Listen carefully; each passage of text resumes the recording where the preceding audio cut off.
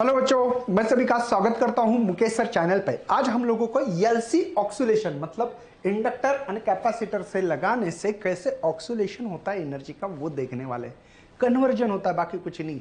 Electrostatic energy, बाद में inductor में जो एनर्जी स्टोर होती है उसकी। ऑलरेडी हम लोगों ने चैप्टर में पढ़ा था कि 1/2 क्यू स्क्वायर बाई सी या 1/2 सी वी स्क्वायर, ऐसा पढ़ा होगा आप लोगों ने, है ना। तो सॉरी 1/2 एल आई स्क्वायर, ये जब हमारी मैग्नेटिक फील्ड के थ्रू इंडक्टर सेल्फ इंडक्टेंस देखा वैसे जैसी चीज है। कैपेसिटर में चार्जिंग डिस्चार्जिंग।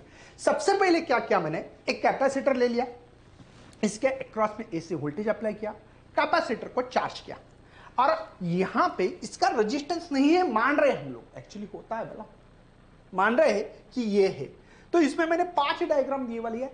यहां पे जो लिखा है ना बेटा, ये 5 डायग्राम के एक्सप्लेनेशन लिखा है। बच्चे घबराते सर कैसे सवाल, 3-4 मार्क के लिए सवाल आने तो अल्लाह है भैया यल से ऑक्सीलेशन का। इसके डायग्राम की ही नंबर से, हाँ प्रॉपरली लिखो। ये 5 डायग्राम के ऊपर ही आपको कम से कम 4 मार्क का सवाल है तो 2 मार्क मिलेंगे, 3 मार्क का सवाल है तो 1.5 मार्क इसी का होगा। मतलब एक्सप्लेनेशन बहुत लंबा चौड़ा लिखने की जरूरत नहीं है। तो चलो यार मैं स्टार्ट करता हूं। एलसी ऑक्सीलेशन में पहले क्या करना है, कैपेसिटर इज फुल्ली चार्ज या कैपेसिटर क्या अक्रॉस में एसी अप्लाई करके फुल्ली चार्ज करो। अब इसके पास कितनी एनर्जी होगी, 1/2 Q square by C, Q not मतलब टोटल चार्ज है यहां पे। अब देखो यहां पे ये जो है बेटा, ये स्विच आपकी इसमें नहीं दिया, मैंने निकाला था। करंट कोई फ्लो नहीं हो रहा है फिलहाल में, बात करते हैं।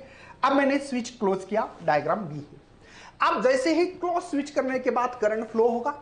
जब करंट फ्लो होगा तो इस इंडक्टर में से करंट जाएगा।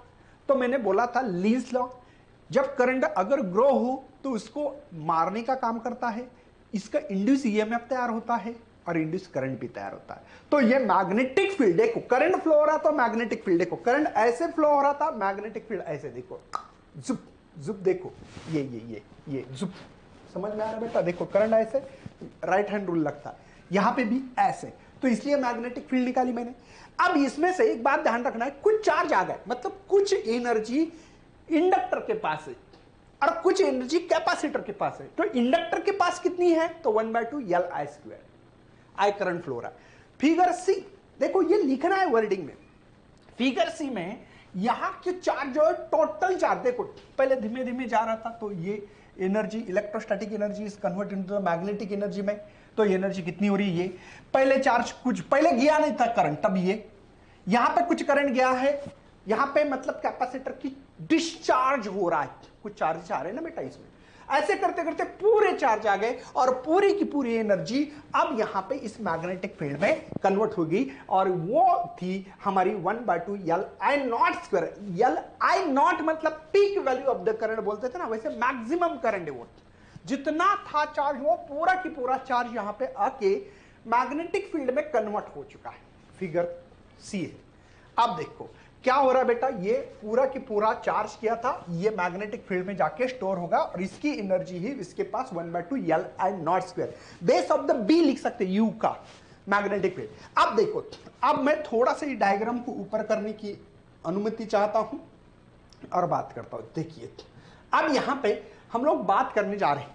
अब देखो डी डायग्राम में यहां पे क्या होगा, अब डिस्चार्जिंग हुआ था, अब क्या होगा बेटा, चार्जिंग डिस्चार्जिंग, डिस्चार्ज होता अब दोबारा चार्ज होगा। कैसे होगा, अपोजिट पोलैरिटी आएंगी लेकिन।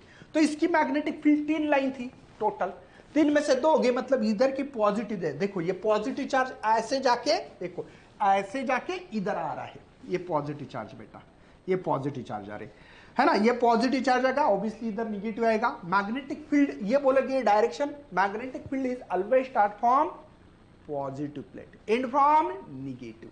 तो ये बात तो समझो कि ये आरओ क्यों दिया है कैपेसिटर के अंदर।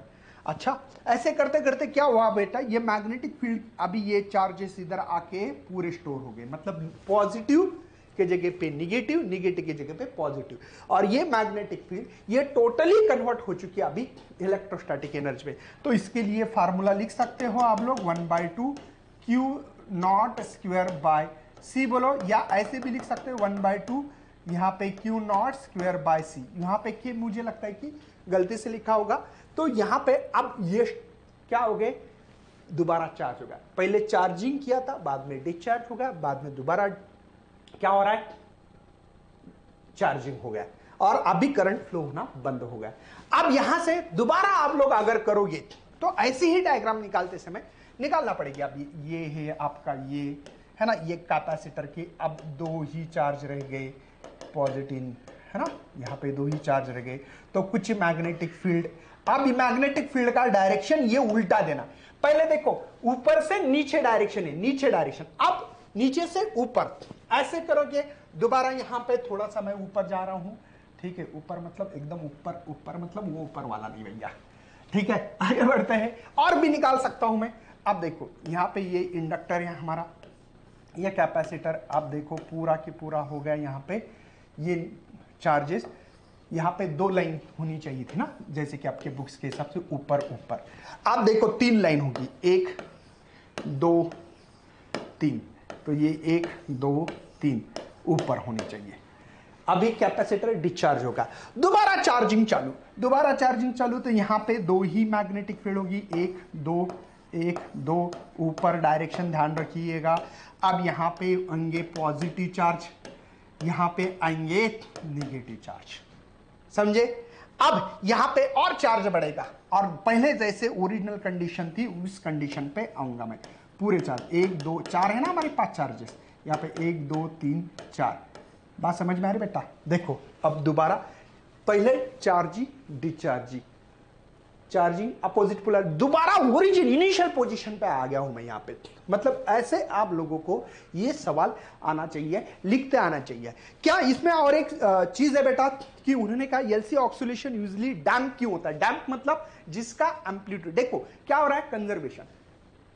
अब एक्चुअल में प्रैक्टिकली ऐसा होता नहीं भैया, एनर्जी कहीं ना कहीं लॉस होती है। नंबर 1, इंडक्टर का कुछ ना कुछ रेजिस्टेंस होता है। हाँ जी, बोलने वाली बात है कि इंडक्टर का रेजिस्टेंस कुछ नहीं होगा, लेकिन होने वाला है, नंबर 1। नंबर 2 बेटा, इसमें रेजिस्टिव अगर 0 भी रहा तो आपके बुक्स के हिसाब से हम लोग जब भी ये जो मैग्नेटिक फील्ड जा रही है आ रही है ना, उसमें कुछ रेडिएट होते हैं एनर्जी।